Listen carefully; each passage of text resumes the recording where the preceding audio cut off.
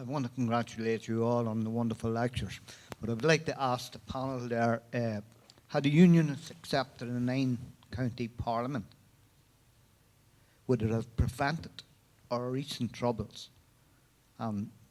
Would relations with the South have been a lot better? And would it also have prevented the civil war in the South?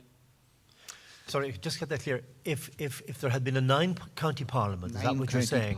For Northern Ireland, would relations long term have been better? Yes. And you're talking about this period, 1920-22, are you? Yes. I mean, rather than an earlier period. Well, yeah, it's an interesting one, that. I mean, obviously it's what Carson and his colleagues had been very much about in the period before the Great War, and they were trying to seek, if the Home Rule was going to go through, they were insisting that all of Ulster, the traditional, the 9 counties of Ulster, would be exempt from that measure. The demographics, I'm not quite sure if they sustain that, because if you break down the percentage of Catholics and look at the percentage of Catholics in the various counties, only in 4 of them was there a substantial Protestant majority, and in 2 of the others of the 6 counties, the population was quite even. So Protestants were, although in much greater numbers, evident in the 3 in Cavan, Donegal and Monaghan, although they were, their numbers were that much greater than in the other 23 southern counties. I think you couldn't actually justify such a move. Whether that would have, you say whether that would have led to perhaps peace breaking out. I have real doubts about that. I don't personally. I don't think that would have been sustainable. But I don't know if you think.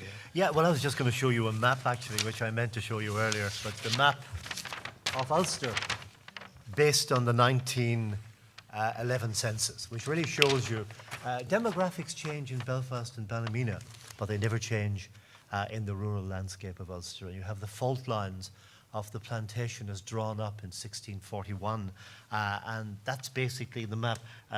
It doesn't even go into West Donegal completely, but you have a sense that even in Tyrone, for example, the nationalist population was in the centre of the county, surrounded by mainly Protestant areas from the 17th century. So where to draw the border, if there was to be a border, was always a problem. I think Michael Laffan's point's a good one. If the British government had just said, as they were saying for 6 counties in 1916, we're going to have a Home Rule Parliament for nationalist Ireland, say that had been 23 counties. The rest would be administered directly from London, as Ireland had been since the Union. Well, obviously problems wouldn't have gone away, but it would have had a different kind of outcome. Probably the most peaceful chance for partition or exclusion was June, July 1916, when for the first time ever, after the near civil war conditions and the bitter invective, you had Carson and Craig on the one hand, and Redmond and Devlin on the other, signing up to the exclusion of 6 counties. Devlin, and he looked back in anger in 1922, and he looked back at the possibilities. He saw safeguards in that for the Northern Nationalists. There was no Stormont Parliament. Everything was direct rule. There would be 100 MPs at Westminster as a safeguard and complement to protect Northern Nationalist interests. The line would have been more of an administrative line, like travelling today from Carlisle into Scotland, you know. It wouldn't have been blooded by the violence of 1919 to 21, that kind of period, 1919-22. So, you know, there was a possibility then of a peaceful kind of compromise.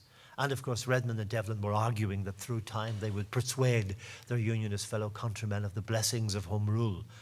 But it would have been a softer kind of an outcome, because the Irish Parliament would have had limited powers, but clearly it had the possibility and would probably have progressed towards greater independence. But that was the best chance for non-violence around partition.